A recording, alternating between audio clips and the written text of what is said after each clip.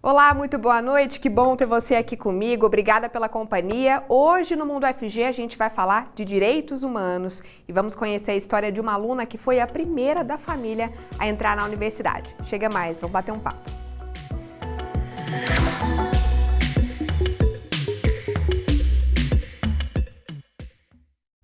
Em nome da acessibilidade, eu vou começar com a minha autodescrição para o nosso público cego ou de baixa visão.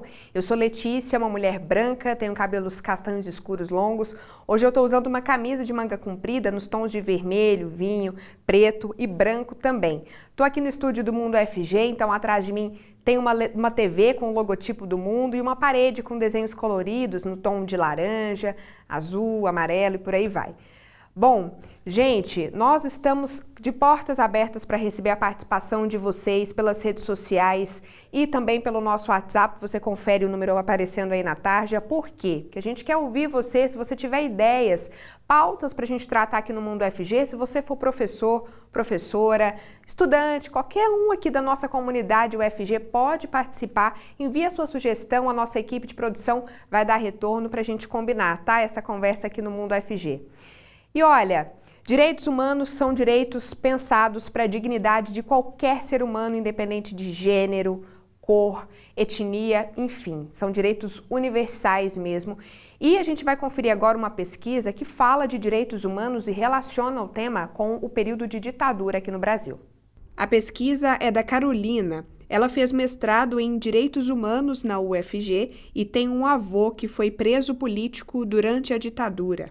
Então, muito por conta dessa história de família, eu decidi pesquisar sobre isso, sobre a ditadura militar, né? Mas teve também a minha inquietude com relação a por que aqui no Brasil, ex-agentes da ditadura militar não foram responsabilizados criminalmente, né, pelas torturas, pelos homicídios, por tudo que foi praticado nesse período. A ditadura militar no Brasil aconteceu entre 1964 e 1985. Começou com o golpe que derrubou o governo de João Goulart. Décadas depois, em 2010, a Corte Interamericana de Direitos Humanos condenou o Brasil a investigar violações de direitos humanos cometidas na época e punir os responsáveis. Familiares de vítimas da ditadura militar, né, e a ONG, o grupo Tortura Nunca Mais, eles entraram em contato com ONGs internacionais e peticionaram para a Comissão Interamericana de Direitos Humanos para levar o caso da guerrilha do Araguaia, né?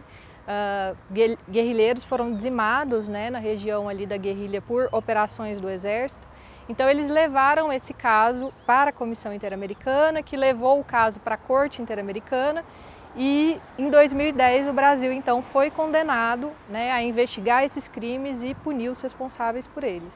O Brasil ele é signatário da Convenção Americana de Direitos Humanos e por conta dele ser signatário dessa convenção, ele também se submete às decisões da Corte Interamericana de Direitos Humanos. Então ele aderiu a isso, né, por vontade própria.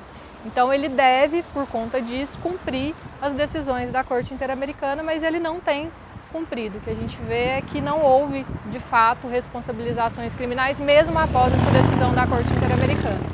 Aqui no Brasil, alguns anos depois dessa decisão, entre 2012 e 2018, o Ministério Público Federal ajuizou 38 ações penais para investigar esses crimes, mas, segundo a pesquisadora, em geral, elas não foram adiante. O Ministério Público ele é o órgão acusatório, né? Ele que dá início ali a ação penal pública. Então, ele faz uma investigação preliminar desses crimes, né? Investiga preliminarmente ali esses crimes que aconteceram e oferece então uma denúncia. Nessa denúncia, ele coloca ali os ex-agentes que praticaram, né, esses crimes, coloca o crime que foi atribuído a esses ex-agentes, com todas as circunstâncias desse crime, e a vítima, né? E já rola ali as testemunhas que poderiam ser ouvidas, né? E aí, depois dessa peça, essa peça vai para o Poder Judiciário, para o Judiciário verificar se ele recebe ou não essa peça acusatória, essa denúncia, né? E aí, depois que o Judiciário recebe essa denúncia, é que vão ser produzidas as provas, é que vai ter toda uma instrução para no final ter uma sentença. Então, o que os magistrados têm feito, a maioria deles, é barrar essas ações logo no começo, é não receber essas denúncias, né, ajuizadas pelo Ministério Público Federal. Então eles entendem, eles argumentam que esses crimes já se encontram prescritos, que esses ex-agentes da ditadura foram anistiados.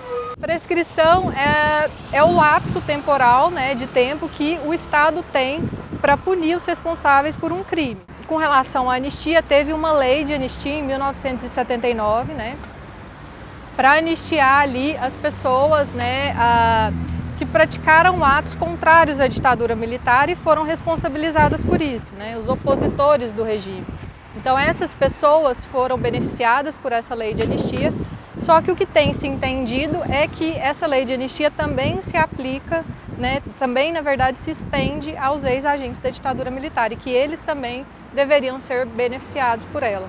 Só que isso é justamente o contrário do que a decisão da Corte Interamericana, né, o que a Corte Interamericana disse, né, que não pode se aplicar a prescrição para esse tipo de crime, para essas graves violações de direitos humanos praticadas na época da ditadura, né, que não pode se aplicar a lei de anistia, que esses crimes não encontram-se anistiados e que eles têm sim que ser responsabilizados, né, as pessoas que praticaram esses crimes têm que ser responsabilizadas. E por que você acha que isso pode ter acontecido, né? Qual que é a possível justificativa para essa falta de responsabilização criminal? Sim, a minha hipótese, na verdade, da minha pesquisa é de que foi por uma ausência de conhecimento dos magistrados brasileiros com relação ao direito internacional dos direitos humanos.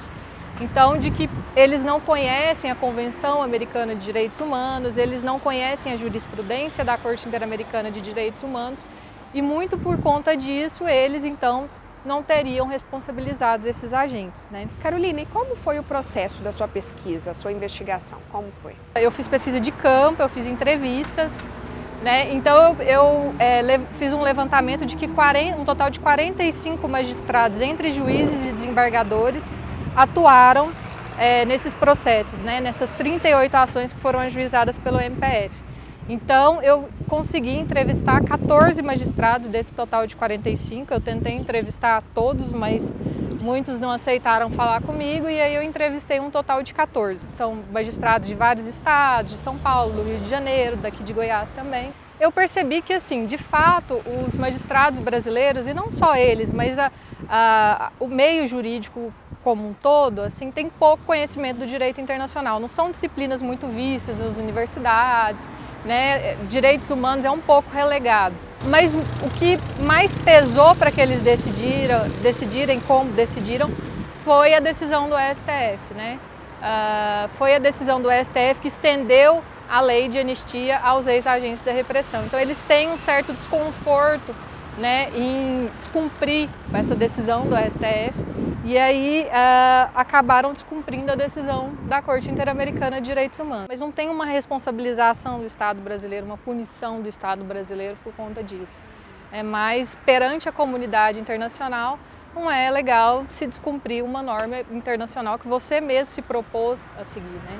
Então fica feio mesmo para o Brasil lá fora. Nos dias de hoje, por exemplo, a gente vê aí políticos fazendo, né, apologia à ditadura militar, a gente vê políticos aí fazendo apologia a torturadores, enfim. E eu acho que se a gente tivesse lidado de outra forma com esse legado autoritário no passado, isso não estaria acontecendo hoje. Vamos conferir agora uma pesquisa sobre os direitos humanos das empregadas domésticas aqui no Brasil. Vamos lá? Depois de ter estudado, me formado em direito, na verdade eu já era advogada, eu tive que passar por uma experiência como empregada doméstica na casa de uma família aqui perto, aqui em Goiânia mesmo, e desempenhando o trabalho, eu lembrava muito do que eu estudei sobre o período escravocrata. Quando a gente pensa em história do Brasil, não tem como esquecer esse momento da nossa história, né? São muitos anos, não tem como deixar de perceber o quanto isso influencia a gente. Na pesquisa, Lisier analisou depoimentos reunidos na página Eu Empregada Doméstica, do Facebook. Essa página, ela é criação da Preta Rara, que é uma rapper, historiadora, já foi empregada doméstica, hoje ela é professora de história. Então a minha hipótese era de que, mesmo depois de garantidas as leis das empregadas domésticas, ainda hoje as As empregadas domésticas lutam pela efetivação dos direitos básicos, direitos fundamentais. E o que a gente tem hoje, assim, em geral, de garantias de direitos na legislação, as empregadas domésticas? Se a gente for elencar linha por linha, dá basicamente uns 28 direitos das empregadas domésticas, como garantia de seguro-desemprego, obrigatoriedade do depósito do FGTS, banco de horas, né? Mas isso a partir da Lei Complementar 150, que foi a lei complementar que ela foi assinada em 2015, mas acontece que com a reforma trabalhista abalou muito a categoria das empregadas domésticas, porque essa lei complementar 150 foi um avanço. Nunca na história das empregadas domésticas que ficavam no limbo da legislação, nunca na história delas elas tiveram essas garantias efetivadas de fato na lei. E aí veio a reforma trabalhista e flexibilizou todos esses direitos. A pesquisadora analisou mais de 100 relatos de empregadas domésticas publicados na página entre 2016 e 2018. O que eu achava que era violador, na verdade era 5 vezes, 10 vezes mais violador ainda. O que eu passei não chegava nem aos pés do que as pessoas, empregadas domésticas que relataram na página, passaram. Quando eu li os relatos, eu me deparei com crimes estipulados no Código Penal, como injúria racial. A patroa às vezes chamava a funcionária de negrinha, ladra. Me deparei muito com assédio moral e sexual, muita reclamação de não garantia dos direitos básicos, como férias. A empregada nunca tirava férias, a empregada sempre ficava além do seu trabalho, dormia no trabalho, às vezes não recebia nem um salário mínimo. Como a gente pode tentar explicar tudo isso? Resquícios do nosso tempo escravocrata, falta de cumprimento das leis atualmente? O que você percebeu na sua pesquisa, assim? O que está acontecendo que a gente ainda vive situações desse jeito? Eu entendo que é um conjunto de coisas.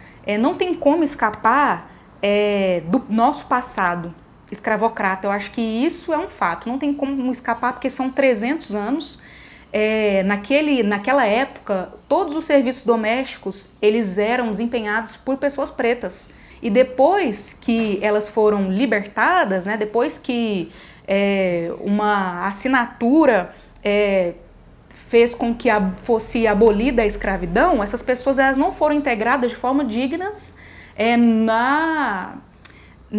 no formato trabalhista, né? Trouxeram pessoas de fora, brancas, para poder fazer uma democracia racial, né? Que na verdade é um mito, a gente defende que não existe uma democracia racial no Brasil. O que existe mesmo é um racismo estrutural, né?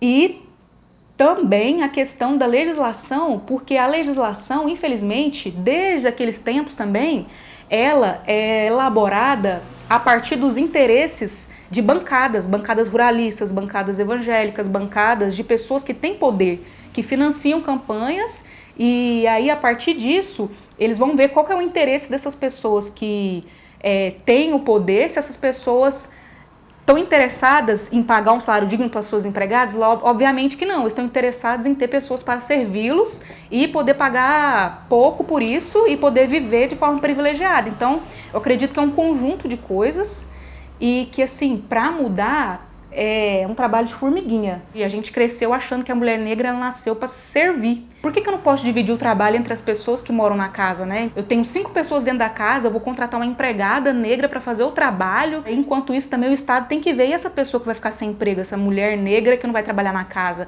Ela precisa estudar, ela precisa crescer também, né? Ela precisa poder entender que ela não nasceu para aquilo. Eu tentei estruturar a pesquisa nesse sentido, falando das lutas das empregadas domésticas do passado, o que foi construído depois disso, e a continuação da luta, que é a questão da página do Facebook, que é uma forma de resistência também. Que se lá no passado os escravos resistiam com o Quilombo dos Palmares, hoje em dia as empregadas resistem nas redes sociais, né? E eu comecei a pesquisa falando da história de mulheres negras, inclusive, que contribuíram muito para legislação do jeito que ela está hoje em dia. Assim, apesar da reforma trabalhista, muita coisa mudou para as empregadas domésticas. As nossas conquista de hoje são frutos da luta de muitas mulheres do passado, né? Vamos conhecer agora a história da Kátia, uma das grandes, belas histórias, muitas que a gente tem na universidade. A Kátia foi a primeira da família dela a entrar numa universidade pública.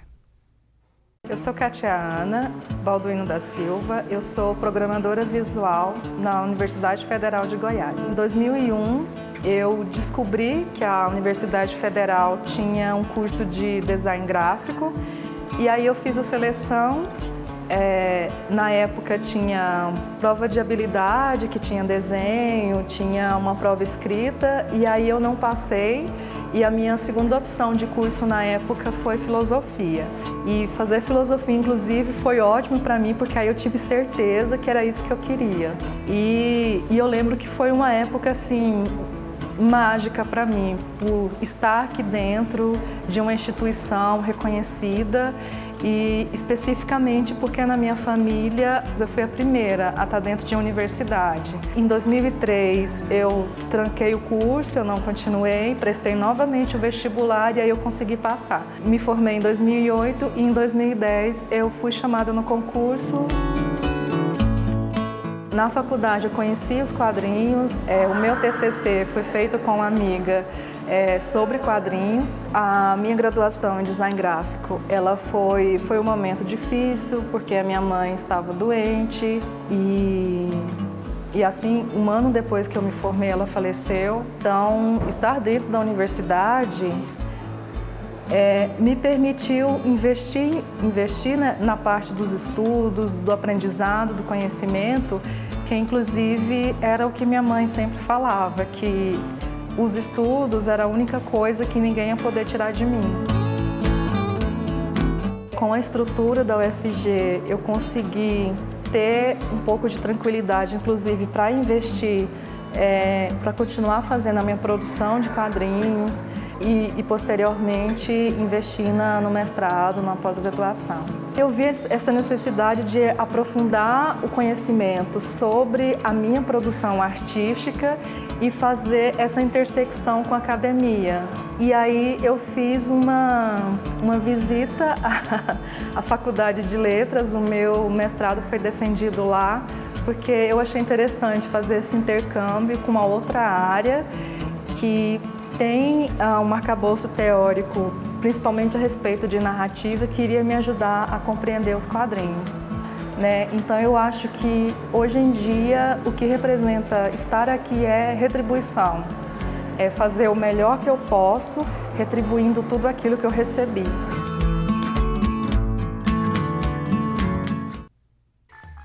Intervalo rapidinho? Olha, na volta você vai conferir mais histórias e vai ter mais conhecimento aqui na tela do Mundo UFG. Aproveita esse tempinho, vai lá nas redes sociais, @TVUFG, deixa um recado pra gente. Até daqui a pouco.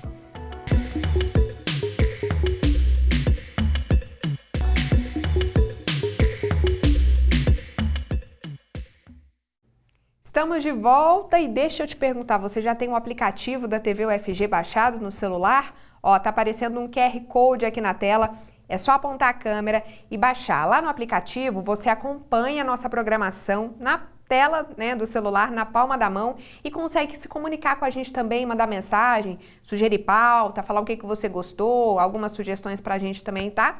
Baixa aí para poder usufruir mais da programação da TV UFG. Gente, hoje a gente está falando de direitos humanos, e pensando nas pessoas aí que tiveram seus direitos violados e precisaram deixar os seus países de origem em busca de uma vida digna, a gente vai mostrar agora uma pesquisa da Faculdade de Enfermagem, que pensa na saúde de imigrantes e de refugiados aqui em Goiás.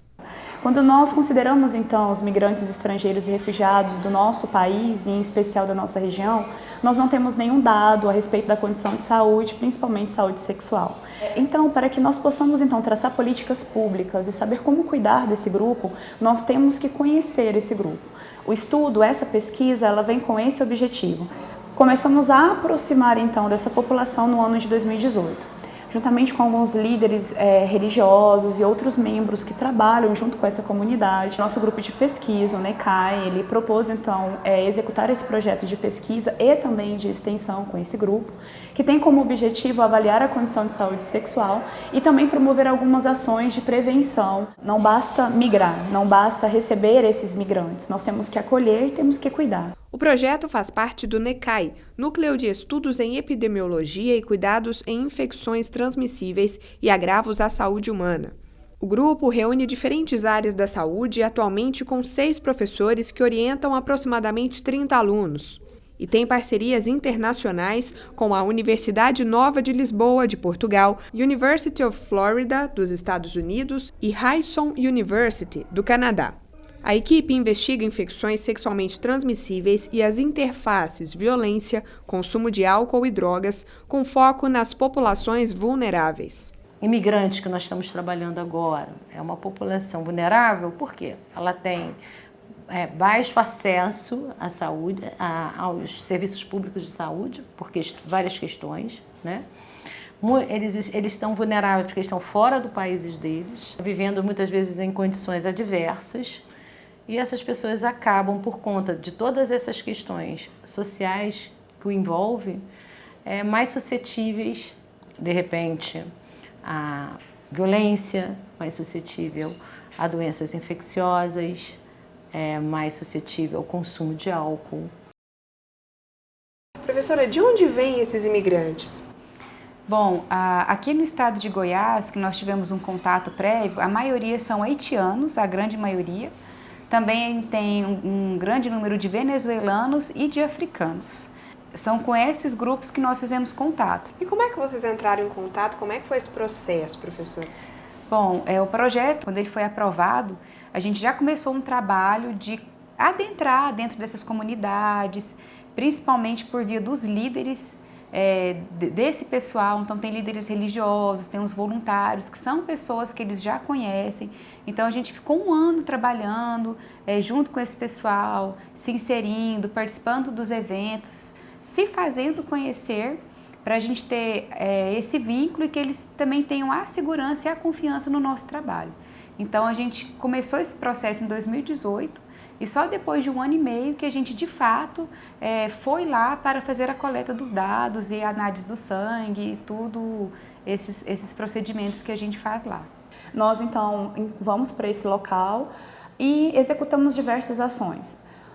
Entre elas a entrevista, utilizando um formulário semi-estruturado na língua do indivíduo, que isso é algo bem interessante de ser mencionado. Na verdade, o maior desafio que nós temos nessa pesquisa é a barreira linguística. Por causa disso, nós conseguimos e fizemos várias parcerias de voluntariados, de pessoas que vão conosco também, que fazem esse elo de comunicação conosco, que nos auxiliam então nas entrevistas, também na vacinação, que é uma outra etapa que nós oferecemos, vacinação do calendário do adulto para todos os indivíduos e a testagem rápida para HIV, hepatite B, C e sífilis, além da coleta de sangue e de secreção vaginal para as mulheres. Alguns exames são feitos com testes rápidos, no próprio local onde o sangue é coletado. São os casos de exames para descobrir sífilis, HIV e hepatite B e C, por exemplo. Alguns outros, como no caso de hepatite A, são feitos em laboratórios da UFG. Então, são várias etapas, são vários os procedimentos. Alguns testes, como os testes rápidos para as infecções sexualmente transmissíveis, nós entregamos o resultado no momento, e aqueles que são positivos para alguma infecção são encaminhados para ou retestagem ou para tratamento. Essas pactuações, elas foram previamente traçadas antes do início das coletas de dados, com membros da Secretaria Municipal de Saúde de Goiânia, de Anápolis e de Aparecida de Goiânia, que são os locais que inicialmente nós já temos conhecimento de um número grande de indivíduos, imigrantes estrangeiros e refugiados. O pastor Durval é presidente da Associação dos Haitianos do Brasil e vai conversar com a gente sobre o projeto Migrar, Acolher e Cuidar. Pastor, como a associação teve o contato com o projeto da UFG? Esse é um objetivo muito importante para nós haitianos aqui, nossa associação, E esse dia que eles vêm aqui, apoio nossa e associação com haitiano, esse fica bom. Esse costuma ter muito eficiência para nós, porque é muito bom conversar secretamente com outra, ninguém não sabe o que está falando. Ele conversa junto com ele, não junto, separado, e fazer exame normal e vacina também. Esse fazer carta do vacina para eles também. Saúde é maior para a vida de uma pessoa. Se você não tem saúde, você não pode falar bem, dormir bem e comer bem e trabalhar bem. Essa saúde é muito bom para todo mundo e para nós haitianos.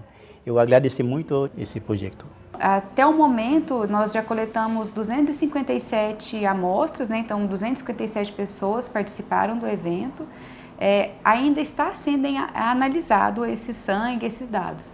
Então a gente não tem assim, uma prévia para dar. O que é importante dizer, eu acho que no momento, é a carência da vacinação dos países de origem desses migrantes. Então, muitas vezes eles chegam aqui sem ter tomado nenhum tipo de vacina, sem ter tido nenhum contato com um profissional de saúde no decorrer da vida. Então, desde o país de origem até aqui, nós somos o primeiro contato com o profissional de saúde, com a saúde que eles estão tendo. Eu acho que nós, enquanto universidade, nós estamos aqui para servir à sociedade.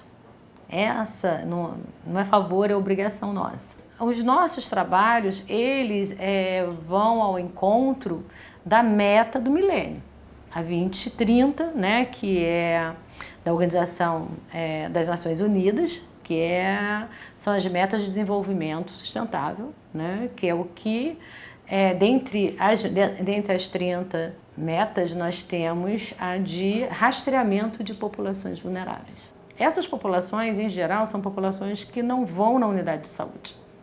Geralmente são populações que vivem à margem dos serviços públicos de saúde. Então é muito importante que a gente vá até essa população, faça essa busca ativa e vá até essa população e faça essa intervenção junto a essa população. E você confere essa reportagem, várias outras e vários episódios do Mundo UFG no nosso YouTube, @TVUFG. Segue a gente lá, se inscreve, na verdade, no canal. Lá tem tudo, a programação completinha da TV UFG na internet. Vamos conferir agora, pessoal, uma pesquisa sobre comunidades quilombolas. Povos e comunidades tradicionais são grupos culturalmente diferenciados, né, que têm um modo de viver, de ser, de produzir, têm uma vida culturalmente diferenciada e que são reconhecidos aí pela lei brasileira como povos portadores de direitos coletivos específicos. Nós temos o decreto 6.040 que define esses povos e comunidades tradicionais e já exemplificativamente elencou uma série deles, entre esses os geraizeiros, os faxinalenses que tem no sul, os quilombolas. Conta pra gente quem são os quilombolas. Bom, os quilombolas são pessoas que vieram originárias do sistema escravista no Brasil. Alguns quilombos originariamente foram formados por pessoas que fugiam das plantações. Muitos deles eram homens libertos, outros foram abandonados. Na verdade, o que a gente prefere dizer sobre as comunidades quilombolas é que elas são frutos da resistência do homem negro que veio para o Brasil para ser escravizado. A comunidade Calunga está localizada na região da Chapada dos Veadeiros, no norte de Goiás. É a maior comunidade quilombola do Brasil, com uma área de mais de 200.000 hectares. A Universidade Federal de Goiás desenvolve projetos, inclusive pesquisas, na região. Foi a primeira comunidade a ter o reconhecimento do Estado de Goiás. Antes mesmo da Constituição Federal, o Estado de Goiás já tinha um trabalho com a professora Mary Baiocchi. A comunidade é muito antiga, tem séculos aí, é originária das minas, né, daquela região. Então é uma comunidade bastante grande, já autorreconhecida, né, eles já fizeram o processo dos laudos antropológicos, do autorreconhecimento. e é uma comunidade bastante ativa politicamente no Brasil, né? Uma comunidade que o Brasil inteiro conhece. Um dos trabalhos que a professora Maria Cristina orienta aqui na Faculdade de Direito atualmente é o da Juliette, né, Juliette? Seu trabalho de mestrado. E um ponto importante dessa pesquisa tem a ver com a Convenção 169 da Organização Internacional do Trabalho. Juliette, começa contando pra gente, afinal, o que é essa convenção? O que ela diz? Bom, a Convenção 69 da OIT, que é a Organização Internacional do Trabalho, é uma convenção que fala sobre direitos dos povos chamados de indígenas e tribais. Essa convenção ela traz no artigo 6º expressamente um direito de consulta das comunidades tradicionais, dentre elas as comunidades quilombolas, que seria o direito de todas as comunidades tradicionais de serem consultadas toda vez que o Estado tomar alguma decisão que afete os seus modos de vida, o seu território, algum tipo de direito. Então, por exemplo, alguma construção que afetasse ali o território de uma comunidade quilombola, por exemplo, teria que ter essa consulta com a comunidade. Exatamente.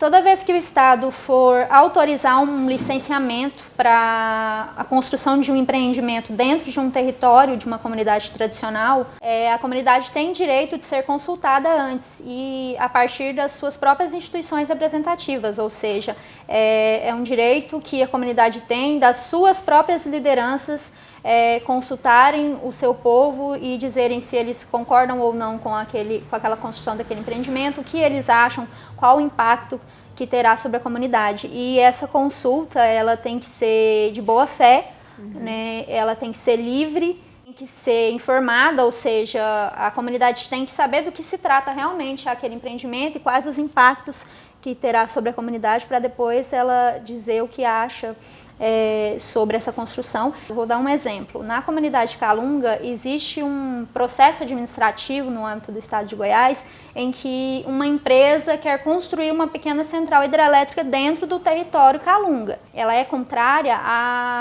ao modo de vida daquela comunidade porque os impactos que ela vai trazer não são positivos para a comunidade. Qual que é o objetivo da sua pesquisa na comunidade Calunga e o que você vem observando e analisando já?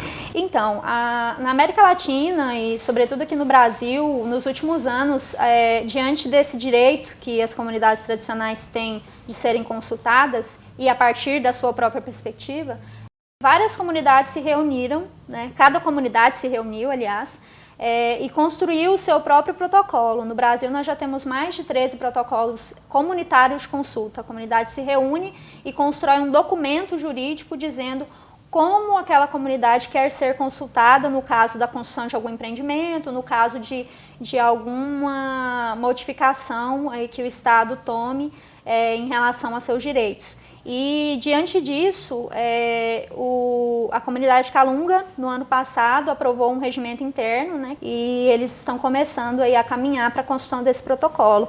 E o objetivo da minha pesquisa, numa parte teórica, é entender qual seria a validade, a eficácia jurídica desses documentos, desses protocolos de consulta, e, ao mesmo tempo, uma pesquisa de campo para fazer o acompanhamento da construção do protocolo de consulta da comunidade Calunga. Não só construir um trabalho científico, mas um trabalho também social, para a comunidade entender o que é esse direito, né? Porque, assim como a maior parte do povo brasileiro, as comunidades tradicionais também muitas vezes não conhecem alguns de seus direitos. Tema realmente muito importante, né, para ser objeto de pesquisa e tema de conversa aqui no Mundo UFG também, como a gente já fez algumas vezes. Pessoal, intervalo rapidinho, outro, mas é bem rápido. Na volta você vai conferir Crônicas da Cidade. Até!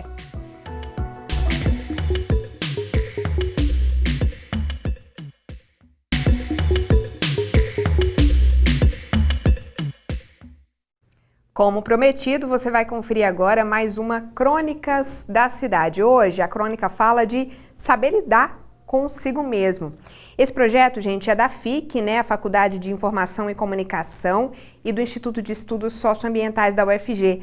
A ideia é fazer narrativas relacionadas à região metropolitana de Goiânia. Rodou.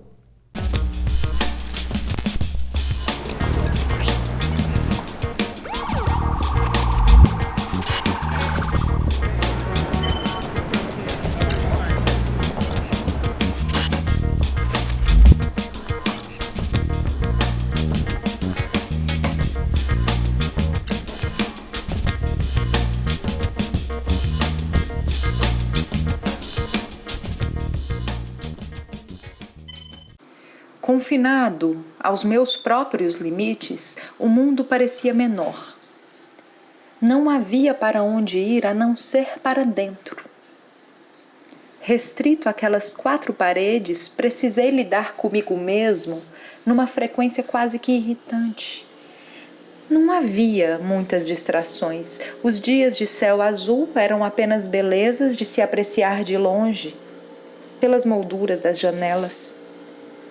Na ausência do que fazer, sentava-me no chão e sentia o frio dos azulejos subindo-me às coxas.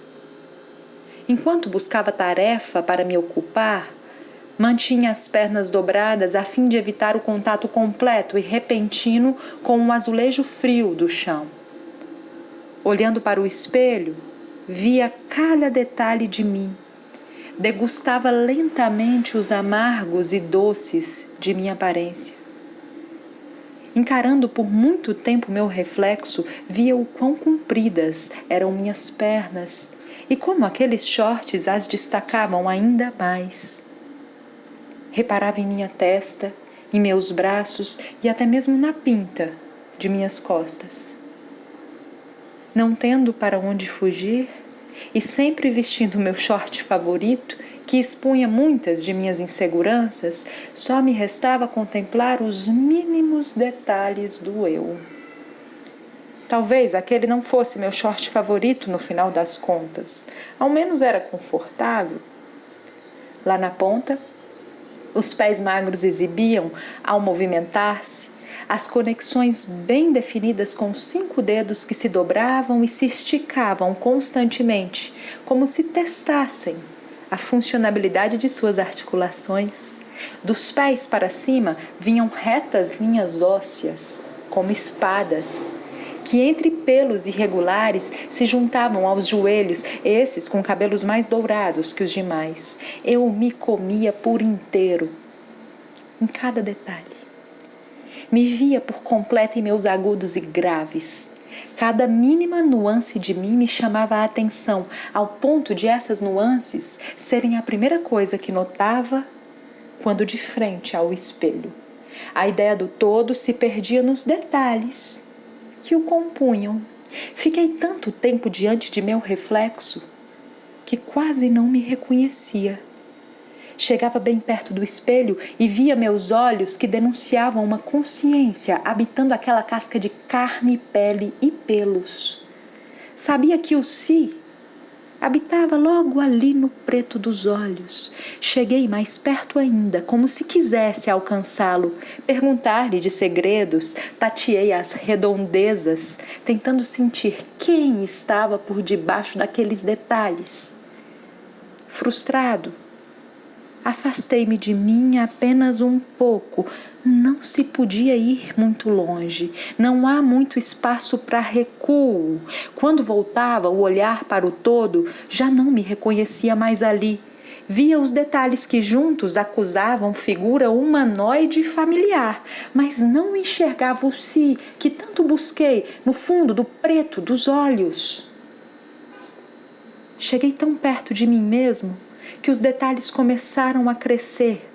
Minhas pernas se esticavam ainda mais, minha testa se alargava e puxava o supercrescimento de toda a cabeça, destacando as entradas no cabelo, e os braços se alongavam de maneira absurda. O estado superlativo de minha humanidade me assustou. Comecei a respirar de forma acelerada e não parei. Minha cabeça bateu no teto e, como não podia ir para fora, eu me abaixei. A ausência de controle me deixou ofegante. Já de cócoras eu via minhas pernas se alongarem ainda mais, quebrando a dinâmica de meu corpo, me forçando a me deitar. Já respirando desespero, ansioso, me vi a aberração, membros deformados e megaencéfalo que continuavam a crescer sem pudor algum, iriam esmagar meu tronco já desaparecido daquela cena apertada. Os limites humanos se quebravam. As pernas dobravam 6 ou 7 vezes no quarto para se caberem ali. Os braços já se encontravam em sua 10ª curva, sem controle algum, ocupando todo o pouco espaço que havia disponível. Tudo o que existia havia sido preenchido de mim. Me debatia, tentando forçar os limites daquele quarto. O quarto já era sentido como caixa. Sufocava. Não sabia o que fazer.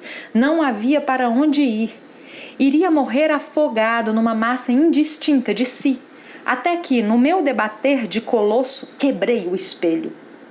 O som do estilhaçar foi tão potente que abafou a respiração ofegante. Não havia nada para se controlar. Já não havia desespero no meu respirar. Sem o espelho, reduziram-se aos poucos minhas medidas, como se em mágica voltasse a caber em meus limites, e retornei às minhas proporções, lentamente. Agachado no canto de meu quarto, eu olhava para os pedaços do espelho no chão. Respiração calma. Vi que jamais encontraria a mim em fragmentos ou em reflexos. Respirei fundo, limpei meus cacos e fui até a janela apreciar o belo dia de moldura azul.